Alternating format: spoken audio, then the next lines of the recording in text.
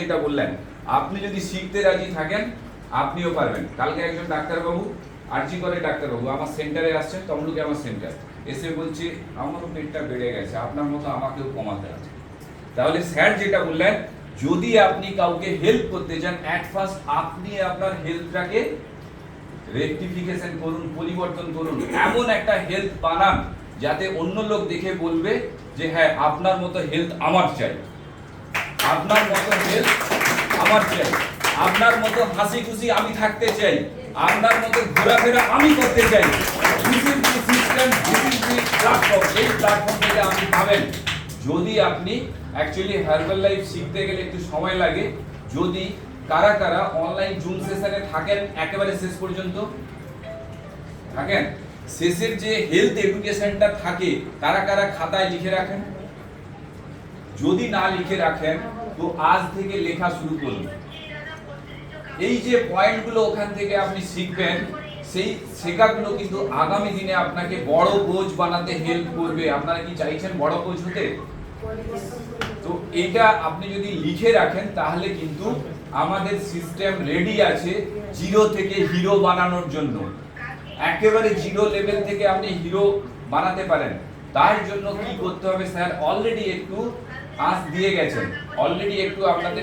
দিয়ে গেছেন, একটা জিনিসই আপনাকে রেডি থাকতে হবে। ইচ অ্যান্ড এভরি টাইম যখনই কোনো ট্রেনিং অ্যারেঞ্জ হবে, যখনই কোনো প্রোগ্রাম হবে, আমি এই পর্যন্ত আমি স্কুলে চাকরি করি মনে হয় সবাই জানেন। কে কে সার্ভিস করেন এরকম কেউ আসে নাকি এখানে? সার্ভিস করেন? আচ্ছা, অনুপবাবু আছেন আর আমাদের স্যার আছেন, ওনারা সার্ভিস করেন। তো একটা ট্রেনিংও আমি কিন্তু মিস করিনি সার্ভিস করার পরও। আমাদের 3টে হাত আছে জানেন তো। অজুহাত একটা আছে যেটা সব সময় আমরা দেখিয়ে বলি আমার দ্বারা যাওয়া সম্ভব নয়, আমার আত্মীয় আছে, আমার মুখ আছে, তুমুক আছে।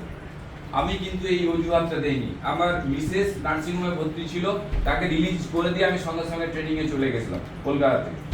তো এটাই হচ্ছে ব্যাপার। আপনি যদি শিখতে রাজি থাকেন, আপনার যদি পুরো ফুল ফোকাস থাকে, আপনিও এখান থেকে ভালো একটা জায়গা অ্যাচিভ করতে পারবেন।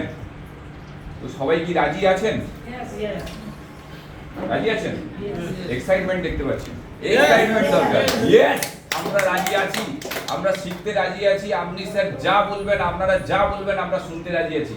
স্যার যেটা বলবেন, হার্বাল লাইফের মূল ফোকাস হচ্ছে আপনার মুখটা সবসময় চালাতে হবে। অ্যাট ফার্স্ট আমি যখন হেলথ ট্রান্সফরমেশন করছিলাম, যেখানে যাব রাস্তা ঘাটে যেখানে যাব, আমার একটাই ফোকাস ছিল, আমি ওকে এনিহাউ বলবো হেলথটা ঠিক করো, ওকে এনিহাউ বলবো হেলথটা ঠিক করো। এই নিয়ে আমাকে আমার পরিচিত মহলে বলছে ভাই তোকে পাগলা বলছে। তো কেউ পাগলা হতে রাজি আছেন? তো এখানে থাকবেন। পাগলা হতে যদি রাজি থাকেন তো এখানে থাকতে পারবেন, না হলে থাকতে পারবেন না। বিকজ হার্বাল লাইফ যারা করে তাদেরকে পাগলা বলে, কারণ আমরা কনভেনশনাল মানে যেটা নর্মাল লাইফ থেকে আমরা ডিফারেন্ট লাইফ লিড করি। আমরা আনন্দ মস্তি ভালোবাসি, আমরা খেতে ভালোবাসি, আমরা নাচতে ভালোবাসি, আমরা ঘুরতে ভালোবাসি। নর্মাল পিপুল কিন্তু সেটা ভালোবাসে না, মুখ মজড়া করে পড়ে থাকে, হেললে উফ ইহা করে। আমরা সব সময় ইচ অ্যান্ড এভরি টাইম আনন্দে থাকার জন্য এই প্ল্যাটফর্মে আছি।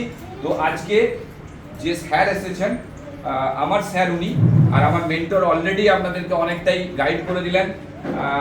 তো স্যার আপনাদেরকে জার্নি মানে আরো কিভাবে ভালো করে কাজটা করবেন, আরো মোটিভেশনের সঙ্গে কিভাবে কাজটা করবেন, জাস্ট 10 মিনিট শেয়ার করুন, তারপরে আমাদের ওয়েলনেস প্রোগ্রামটা হবে।